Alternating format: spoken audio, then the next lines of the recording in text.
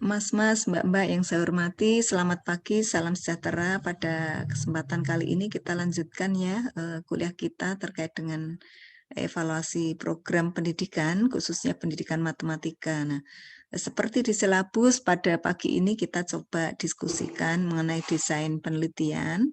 Mohon izin saya share screen ya.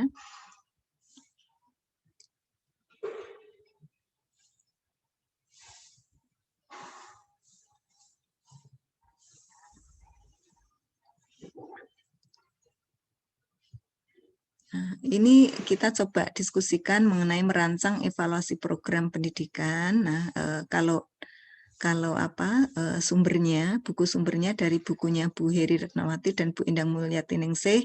Ini terima kasih yang menyiapkan PowerPoint-nya adalah Mbak Tika Ulfamayu sama Mbak Munaya Nikma Rosyada.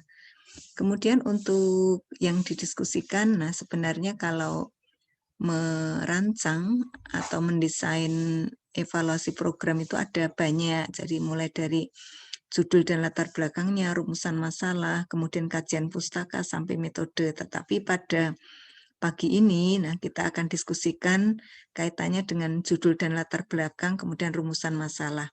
Untuk latar belakang itu mulai dari menentukan judul, kemudian latar belakangnya apa, identifikasi masalahnya apa.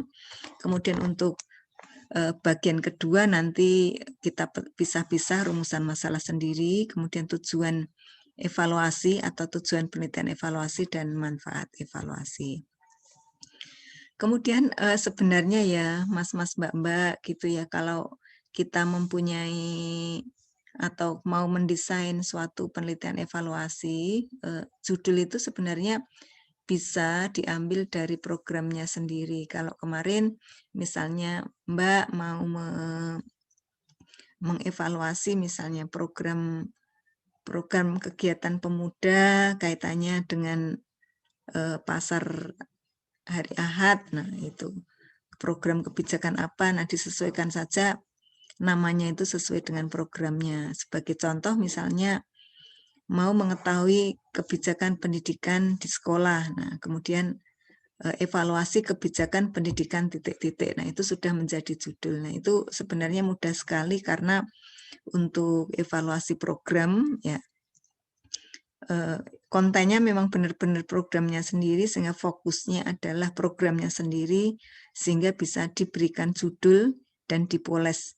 Bisa saja nanti judulnya tidak harus berupa pernyataan tetapi bisa pertanyaan. Misalnya kalau kita mau tahu pendidikan karakter itu sudah sesuai belum capaiannya. Nah, misalnya bisa kita ini sudah sesuaikah tujuan atau sudah tercapaikah tujuan pembelajaran karakter, sudah berhasilkah pembelajaran karakter. Nah, kemudian kita kurungi di belakangnya suatu evaluasi berbasis misalnya goal free atau berbasis CIPP, nah, atau misalnya sudah berhasilkah pelatihan guru. Nah, dalam kurung ya evaluasi berbasis 4 level dari Kirkpatrick misalnya ya. Jadi namanya sesuai dengan namanya sendiri. Ini contohnya kemarin kan ada manajemen berbasis sekolah, ada program implementasi kurikulum muatan lokal, ada implementasi KTSP, ada implementasi atau adanya pelaksanaan komite sekolah untuk membantu pembelajaran atau membantu keterlaksanaan program sekolah. Kita bisa mengambil judul misalnya evaluasi pelaksanaan manajemen berbasis sekolah, evaluasi implementasi kurikulum muatan lokal, implementasi pelaksanaan kurikulum KTSP, efektivitas penerapan manajemen berbasis sekolah, kemudian kalau komite sekolah itu misalnya implementasi ya keberadaan komite sekolah dan seterusnya. Jadi sangat sesuai banget dengan nama programnya gitu. Nah, kemudian untuk kebijakan misalnya bantuan operasi sekolah, adanya pelaksanaan SD SMP 1 atap, kemudian Kalau di mahasiswa itu kan ada program bidik misi, ada program pemanggilan kembali siswa yang drop out dan seterusnya. Nah, kejar paket A, paket B. Nah, kita bisa memilih judul evaluasi atau judul penelitian evaluasi, evaluasi penggunaan dana BOS, efektivitas dana BOS, studi evaluasi manajemen SD SMP SATAP ya, satu atap gitu biasanya disingkat SATAP, evaluasi program perekrutan sasaran bidik misi. Nah, jangan-jangan bidik misi itu salah sasaran. Nah, misalnya ya, ada yang orang yang sudah kaya tetapi tetap dapat misalnya. Nah, itu sebagai contoh-contoh untuk menetapkan judul. Kemudian contoh lain, kaitannya dengan penjaminan mutu pendidikan, evaluasi penyelenggaraan ujian nasional. Nah, sekarang ujian nasional nggak ada, nah ganti AKM ya. Evaluasi penyelenggaraan AKM, evaluasi ini ya, evaluasi kualitas butir. Nah, kualitas butir yang digunakan di ujian kan harus bagus. Dampak adanya ujian nasional atau dampak tidak adanya ujian nasional terhadap motivasi belajar. Nah, contohnya ini tetangga-tetangga kami itu kan ada yang anaknya SMP SMA setelah tidak ada ujian nasional sama sekali nggak mau belajar, kan nggak ada ujian. Nah, itu kan jangan-jangan selama ini mau belajar karena ujian. Kemudian studi evaluasi mutu sekolah berdasarkan akreditasi, kemudian dampak penerapan sistem mutu berbasis ISO, nah kan ada ISO 9002, 9001. Nah, kemudian evaluasi pelaksanaan uji kompetensi keahlian, banyak banget ya programnya. Nah, ini ada contoh lagi merumuskan judulnya. Selama ini kalau di sekolah atau di lembaga itu kan ada penjaminan mutu. Nah, apakah adanya penjaminan mutu itu efektif? Nah, misalnya menjadi efektivitas pelaksanaan penjaminan mutu, efektivitas peningkat program ya, peningkatan mutu pendidikan, efektivitas ya, implementasi standar nasional pendidikan di sekolah. Nah, jadi kalau di sekolah itu kan sudah kita bahas kemarin ada beberapa standar, standar proses, standar pendidik, standar tenaga pendidikan, standar biaya. Apakah semua ini sudah dicapai oleh sekolah-sekolah?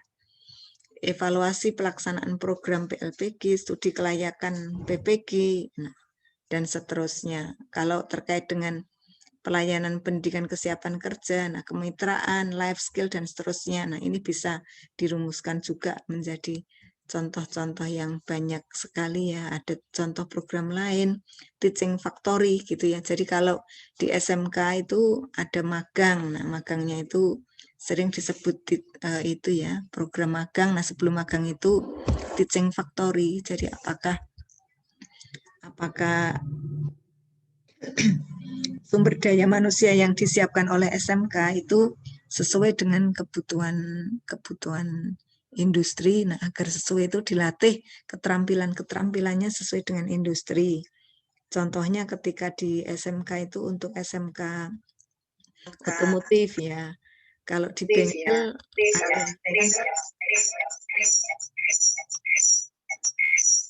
ini minta tolong ada feedback yang sedang di on-kan kameranya, minta tolong di-on-kan speakernya, minta di-off-kan ya.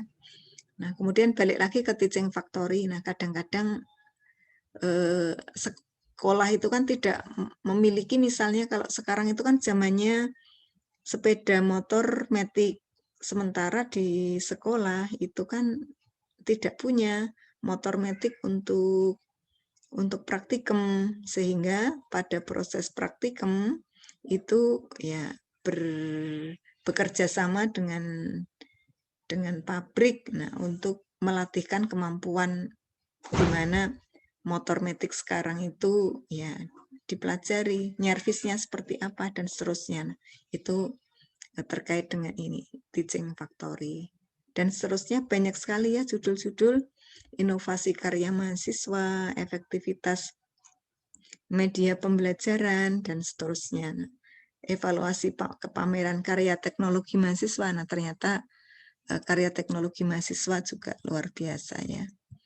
Kemudian pendidikan karakter, evaluasi pendidikan karakter, evaluasi dampak upacara terhadap nilai kebangsaan, alih fungsi SMK. Nah, banyak banget ya yang bisa diteliti. Jadi kalau kita simpulkan yang namanya judul itu, nah kita tinggal menambah kata-kata yang mencerminkan itu riset evaluasi. Misal evaluasi, efektivitas, implementasi, dampak ya. Dan keberhasilan program ya memang terletak pada pelaksanaan atau kesuksesan programnya ya. Nanti proses evaluasi itu kan bersiklus, jadi evaluasi boleh lebih dari 1 kali gitu. Dan tiap siklusnya harus ada peningkatan. Kemudian di bagian kedua, nah kita coba ke latar belakang evaluasi program. Seperti halnya riset biasa yang namanya latar belakang itu, yang pertama munculnya program itu seperti apa ya. Sehingga tentu saja deskripsi program itu bisa diceritakan. Jadi bisa latar belakang program atau rasionalnya merancang program itu. Jadi misalnya program pelaksanaan wajib belajar. Nah, kenapa kok wajib belajar ada? Kalau misalnya ada program asesmen kompetensi AKM ya, minimum. Nah, latar belakang AKM itu apa? Nah, dan seterusnya. Nanti seterusnya kemudian dideskripsikan singkat, kemudian tujuan umumnya apa, sasaran program itu apa, kemudian evaluator itu menuliskannya itu menjadi beberapa pokok pikiran yang dikembangkan menjadi suatu paragraf yang terhubung, antar paragraf terhubung, antar kalimat terhubung dan sistematik. Nah, tidak boleh loncat-loncat. Kemudian nanti, nah kalau misalnya sudah ada paparan mengenai program itu, ke penemuan masalahnya, kemudian nanti ke harapan-harapan setelah masalah diatasi, kemudian pentingnya evaluasi program. Misalnya, nah penemuan masalah itu biasanya berisi kesenjangan antara kenyataan dan harapan.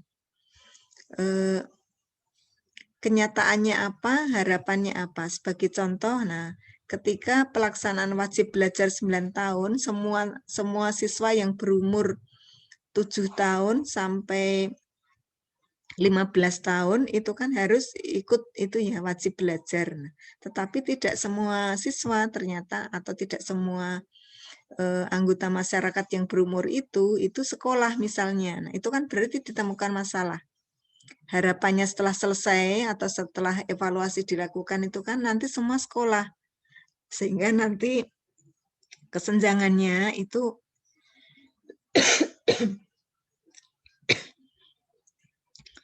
kenapa kok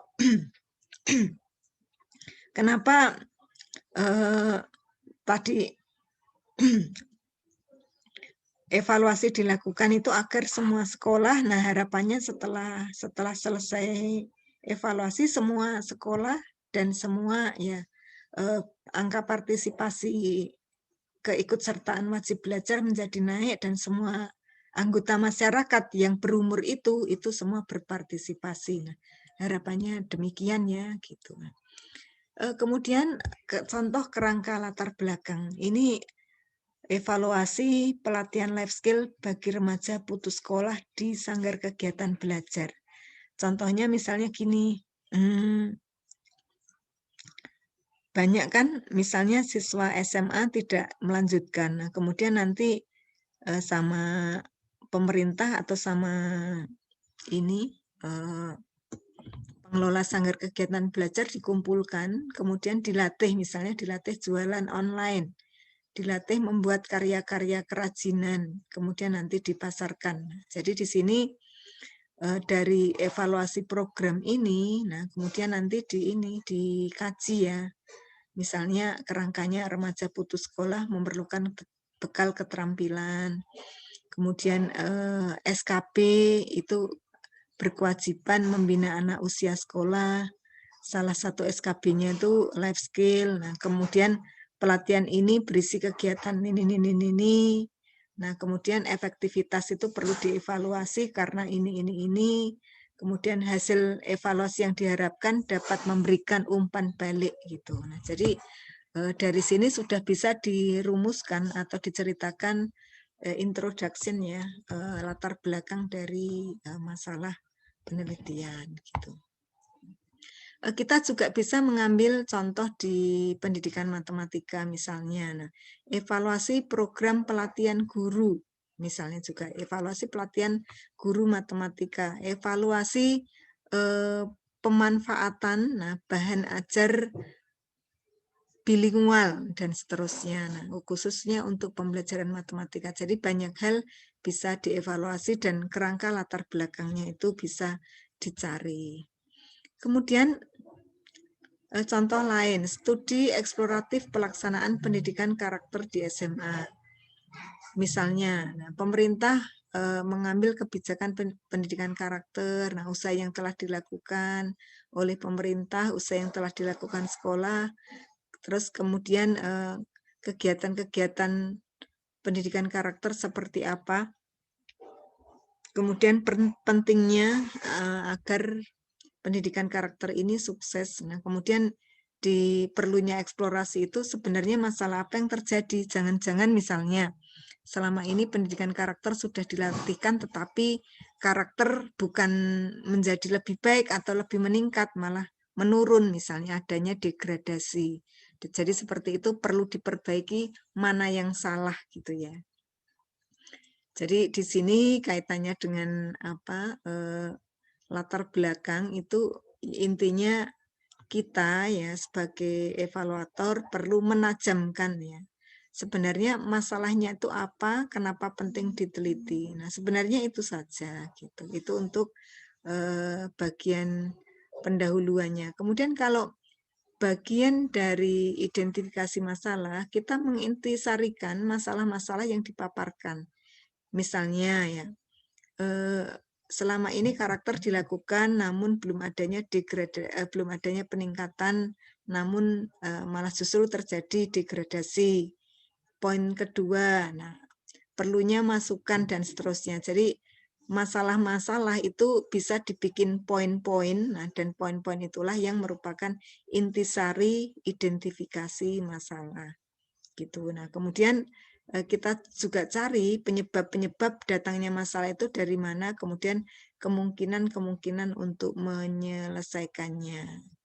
Sebagai contoh, pelatihan Kirkpatrick, misalnya, itu kan memang diyakini untuk bisa meningkatkan kompetensi peserta pelatihan. Namun, bla bla bla di situ kita pertentangkan masalahnya, sehingga masalahnya itu yang sebenarnya itu terangkat gitu.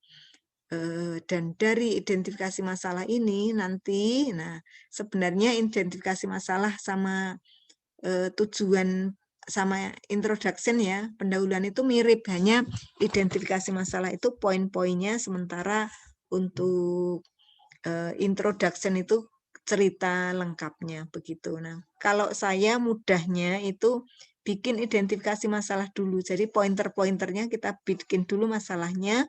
Setelah jadi identifikasi masalah, kita balik lagi ke latar belakang untuk membuat cerita. Itu juga relatif mudah. Tetapi yang enak yang mana? Introduction dulu diringkas jadi identifikasi masalah, atau bikin identifikasi masalah diceritakan dalam latar belakang juga boleh ya. Monggo silahkan yang paling enak yang mana.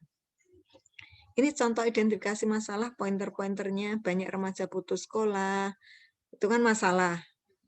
Belum memiliki life skill, masalah lagi. Mempunyai tugas pokok fungsi, ini masih kurang ya, nomor 3. Tugas pokok fungsi namun belum yakin dijalankan 100%. Jadi kalau rumusan nomor 3 ini belum masalah, harus perlu ditajamkan lagi. SKB mempunyai tugas pokok dan fungsi menangani remaja putus sekolah, namun bla bla bla, belum seluruhnya tertangani dengan baik misalnya. Jadi ada pertentangan. Kemudian program life skill telah dilaksanakan begini-begini, namun ada beberapa model yang dapat digunakan untuk mengevaluasi program pelatihan, namun berdasarkan Kirkpatrick belum ada. Nah, program ini dapat dievaluasi dengan titik-titik. Nah, dan seterusnya. Nomor 7 ini masih belum identifikasi masalah. Jadi masih rumusan umum dan perlu dipertajam lagi. Kemudian untuk permasalahan yang dapat dievaluasi itu dengan mempertentangkan antara kesenjangan antara kenyataan dan harapannya. Kemudian dari kenyataan dan harapan itu sebenarnya apa sih esensinya? Ini contoh kesenjangan kenyataan dan harapan pelaksanaan kurikulum 2017 contohnya. Guru merupakan pelaksana kurikulum, seharusnya telah memahami dan dapat melaksanakan kurikulum dengan baik. Namun, sebagian besar guru masih bingung misalnya, dan seterusnya. Jadi, antara harapan dan kenyataan di-list dulu sehingga dapat permasalahannya. Kemudian untuk bagian rumusan masalahnya itu nanti tergantung dari model-model yang mau digunakan ya. Apakah Mbak-Mbak mau menggunakan rancangannya Kirkpatrick atau mau pakai CIPP atau yang mana, nanti sangat terkait dengan model evaluasi yang dipilih. Kemudian sistematika penulisan atau rumusan umumnya itu sama dan konsisten ya. Jadi rumusan masalah nanti juga sesuai dengan tujuan penelitiannya. Kalau rumusan masalahnya 3, nanti tujuannya juga 3. Kalau misalnya memerlukan detail boleh dikasih ABC gitu ya. Kemudian ini contohnya kalau pakai model 4 level dari Kirkpatrick sama CIPP, nanti masing-masing rumusan itu sesuai dengan ini, apakah itu reaction, mengubah perilaku atau behavior, learning ya, reaction level 1, nomor 2 learning, nomor 3 level 3 behavior, nomor 4 result, seperti itu. Kemudian rumusan masalahnya juga ada 4. Pertama, ketika atau mengevaluasi mengenai reaksi, dapat diukur itu dengan menilai kepuasan peserta. Nah, kepuasan itu bisa ya kalau berupa reaksi ya. Reaksi bisa negatif, bisa positif. Reaksi negatif itu bisa memberikan umpan balik dengan memperbaiki program. Reaksi positif mendukung keterlaksanaan program. Tapi ada juga yang negatifnya itu kebangetan. Nah, sudah menjelek-jelekan program, tetapi tidak memberikan umpan balik. Jadi kalau menjelek-jelekan harus ada umpan baliknya ya. Jadi tidak sekedar menyalahkan saja, tetapi dari poin menyalahkan itu bagian mana yang perlu diperbaiki diinfokan. Kemudian masalah yang muncul ya misalnya bagaimanakah reaksi peserta didik, bagaimana reaksi peserta terhadap program pelatihan, bagaimana reaksi peserta terhadap instruktur, dan seterusnya. Nah, apakah peserta menyatakan tidak puas? Kemudian pada tahap learning, nah itu belajar, yaitu ya diukur dari perubahan yang terjadi ya, perubahan perilaku, baik itu sikap, pengetahuan, dan keterampilan, dan perubahan perilakunya itu tentu saja harus diukur ya. Kemudian nanti pengukurannya tes bisa post-test, bisa tertulis gitu ya, bisa unjuk kinerja, dan contoh rumusannya misalkan bagaimana life skill peserta program itu sebelum dan sesudah pelatihan. Kemudian nanti ketika dirumuskan menjadi tujuan penelitian, mengetahui life skill peserta program sebelum dan sesudah, jadi dibandingkan. Kemudian contoh lain partisipasi kehadirannya. Kendala-kendala apa saja yang dihadapi peserta saat belajar life skill, contohnya. Ya, kemudian ketika pada level 3 itu mengukur perilaku, itu dilakukan ketika reaksi yang diberikan peserta adalah positif. Kalau misalnya reaksi yang diberikan negatif ya, kita tidak perlu mengukur perilaku karena nanti pasti tidak akan mempengaruhi gitu ya. Kemudian untuk mengukur perilaku ada memberi jeda, jadi tidak langsung diamati, tetapi ada waktu kira-kira sebulan 2 bulan. Nah, kemudian nanti sebelum pelatihan itu diperiksa semua. Kemudian masalah yang dicari misalnya, apakah peserta mampu menerapkan life skill yang dilatihkan dalam program sehari-hari. Misalnya semacam itu. Kemudian tujuannya mengetahui penerapan life skill yang dapat dilatihkan dalam kehidupan sehari-hari. Nah, ini untuk tahap 4 itu dengan tracer study. Nah, apakah ada memang benar-benar pengaruh gitu ya. Pengaruh pelatihan terhadap titik-titik. Nah, titik-titiknya variabelnya didefinisikan terlebih dahulu. Kemudian ketika masalah-masalah yang muncul dan perlu dicari jawabnya itu misalnya apakah dengan adanya pelatihan itu meningkatkan keuntungan, meningkatkan kinerja, menurunkan biaya produksi, kemudian masalah finansial ya, apakah motivasi kerja dan lain-lain itu juga naik seperti itu. Kemudian contoh rumusan masalahnya, apakah program pelatihan life skill dapat menambah penghasilan, apa saja dampak positif dan negatif dari peserta akibat program pelatihan life skill. Tujuannya mengetahui, bla bla bla bla. Gitu.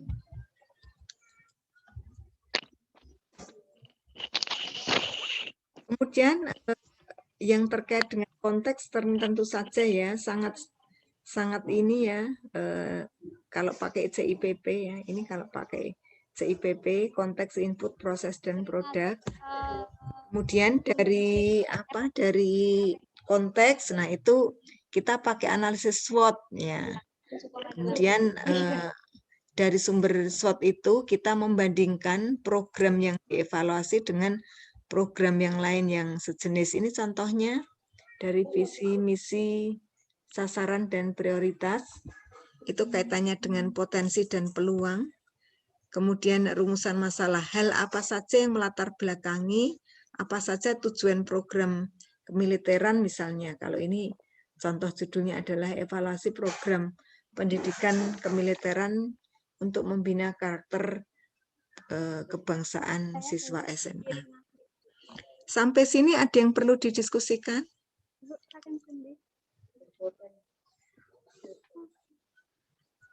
Ibu, saya izin bertanya, Bu. Mbak, silahkan.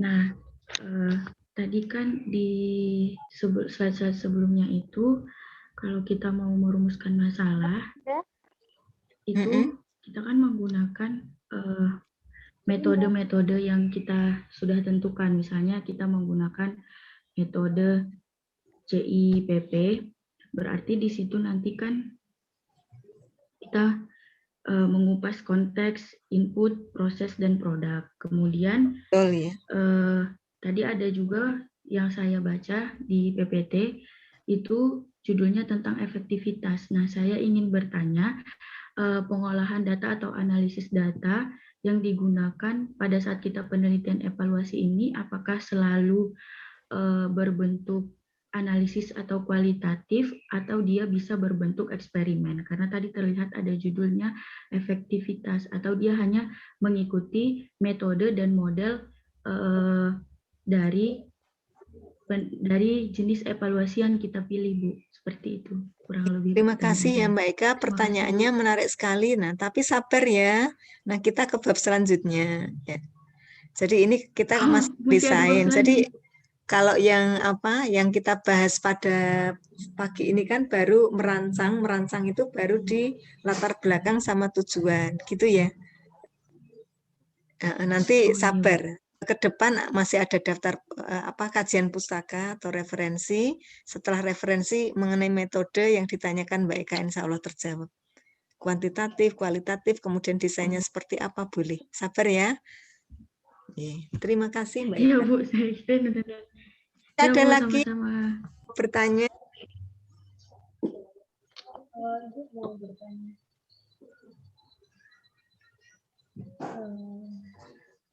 Ya, Bu Heri, saya mau bertanya, kalau misalnya kan tadi diceritakan di situ ada model CIPP, kemudian ada model Kirkpatrick juga.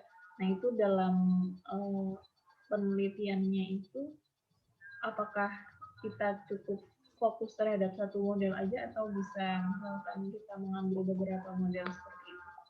Oke, ya. Terima kasih. Nanti bab selanjutnya juga habis ini Mbak Rizky. Ya.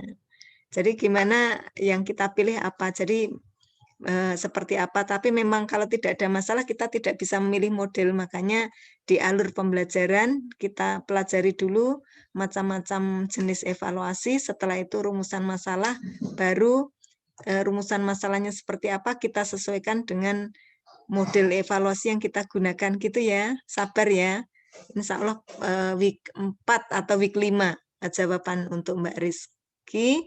Untuk Mbak Eka mungkin week 7 atau week 8. Ya, sabar. Terima kasih. Nah, sudah senang sekali saya Mas-mas Mbak-mbak sudah tidak sabar untuk ke next chapter ya. Ya. Oke, kita lanjut ya. Ini contoh rumusan masalahnya, hal apa saja yang melatar belakangi sekolah gitu ya, kemiliteran tadi sudah, kemudian yang ini. Nah, ini rangkuman saja. Nah, ketika kita mau mengevaluasi konteks, kita perlu memilih nah, evaluasi program yang dari alternatif yang mungkin. Nah, kemudian kita bertujuan juga untuk memperbaiki program, kemudian membantu menilai. Nah, itu dari sisi konteks. Nah, kemudian dari sisi input, kita mengidentifikasi kredibilitas, kapasitas sumber daya. Bisa ya, manusia, bahan alat waktu, tempat, biaya, kemudian pelaksanaan evaluasinya seperti apa. Kemudian kita juga perlu mengidentifikasi kesesuaian antara rencana kerja dengan rencana biaya. Kemudian contoh kegiatan untuk apa ya yang bisa dilakukan ketika evaluator pas proses input ya. Inputnya apa dulu, kemudian strategi, visibilitas strategi dari manusia, surplus dan seterusnya ada atau tidak, kalau ada penggunaannya seperti apa, strategi program berdasarkan standar. Oh nanti berhasil jika selama 7 jam menghasilkan apa. Itu misalnya kaitannya dengan waktu dan seterusnya. Jadi nanti muaranya kita diskusikan ini untuk memberikan umpan balik. Ya. Kemudian rumusan masalah yang terkait dengan input. Apakah infrastruktur SDM ya telah memiliki kualifikasi, misalnya kaitannya dengan kemiliteran tadi, apakah surplusnya oke, apakah waktu tempatnya cukup. Nah kemudian seperti di tesis, rumusan masalahnya itu tujuan penelitiannya mengikuti, mengetahui, mendeskripsikan dan seterusnya. Jadi kalau untuk tujuan penelitian insya Allah tidak masalah, namun yang utama adalah rumusan masalahnya terlebih dahulu. Nah. Kemudian ketika mengevaluasi proses, kata kuncinya adalah hambatan, pelaksanaan, ya. Kemudian kesuksesan ya, ini bukan hanya hambatan saja, tapi ada kesuksesannya. Kemudian nanti prosesnya kita dengan memonitor untuk menemukan informasi khusus gitu ya, yang berada pada saat program itu diselenggarakan. Ini contoh-contohnya, memonitor, mengobservasi, mendokumentasi implementasi program secara periodik untuk merekam kejadian, masalah biaya dan alokasi waktu. Nah, itu dari sisi staf, kemudian dari sisi pengguna laporan, menggali informasi kaitannya dengan kemajuan pelaksanaan program secara periodik. Gitu. Ini contoh rumusan masalahnya, bagaimana proses pelaksanaan pendidikan. Jadi proses ya yang ditekankan. Hambatan, tanggapan, gitu. Kemudian hasil evaluasi proses pada dasarnya sama juga memberikan umpan balik ya. Kemudian pada evaluasi produk itu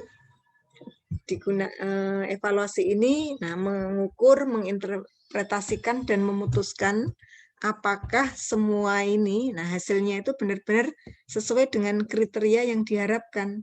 Oh, program berhasil jika kriterianya ini. Atau ada dampak positif negatif. Nah, dampak positifnya apa, negatifnya apa. Itu kaitannya dengan evaluasi produk ya. Jadi kalau ini bisa kuantitatif maupun kualitatif. Kemudian hasil evaluasinya dibandingkan dengan kriteria sebelumnya. Ini contoh rumusannya, sesuai saja gitu ya. Apakah tujuan program kemiliteran tercapai? Rumusan tujuannya mengetahui ketercapaian tujuan telah tercapai atau belum. Nah, ini masih ada tanda tanyanya. Salah ini, jadi tanda tanyanya sudah tidak ada di sini. Nah, yang ada tanda tanyanya adalah rumusan masalah. Kemudian ketika produk itu sudah mencapai tujuan ya, misal kita mau memberikan umpan balik, langsung disampaikan saja. Kemudian dari umpan balik ini kita gunakan menjadi dasar untuk menentukan di mana letak sukses dan tidak suksesnya. Kemudian kita juga boleh memodifikasi program dengan masukan-masukan tadi, melaporkannya, mengembangkannya ya, program lain yang lebih bagus dan memutuskan apakah ya program itu go on atau stop gitu ya, atau go on tapi dengan revisi. Nah, ini contohnya, ini gampang banget ya contohnya. Impact, efektivitas, sustainability sama transportability. Jadi masing-masing ada stepnya gitu. Kemudian ini contoh-contoh ininya ya, kegiatan yang dapat dilakukan oleh evaluator atau peneliti di komponen impact, efektivitas, sustainability, transportability, itu kaitannya dengan model dari Stafelbeam. Insya Allah di buku juga sudah ada, nanti bisa dicermati lagi. Nah, dan dari setiap program itu cara atau alat pengumpulannya beda-beda ya, tidak bisa disamakan.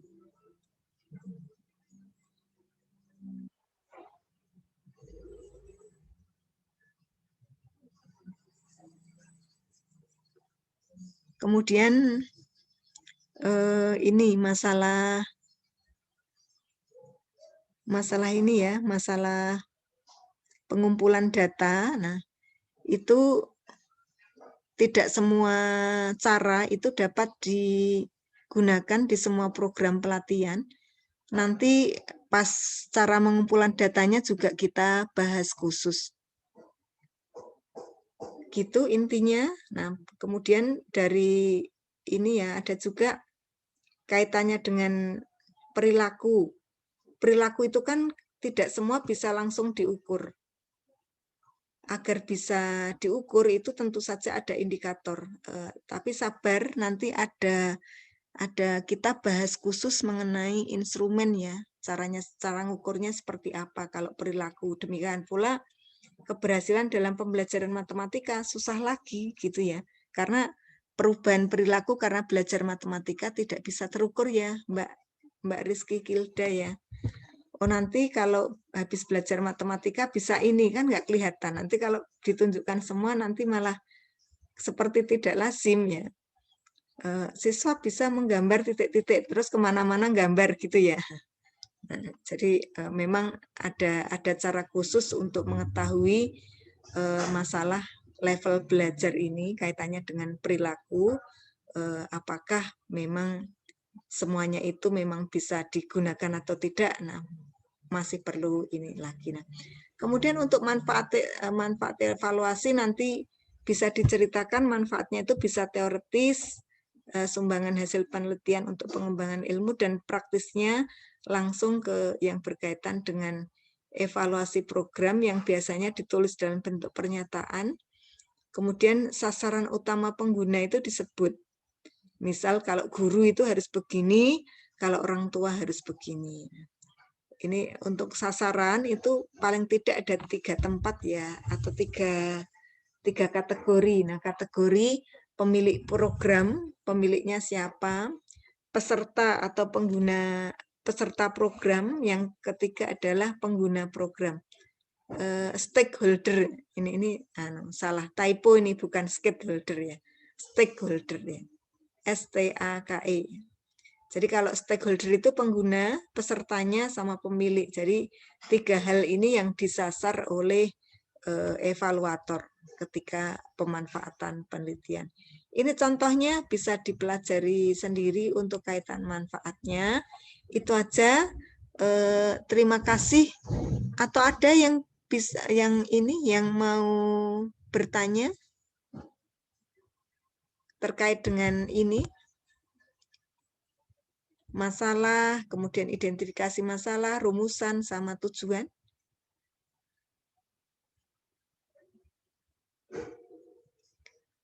Ya, kalau nanti ada pertanyaan bisa langsung disampaikan di grup ya.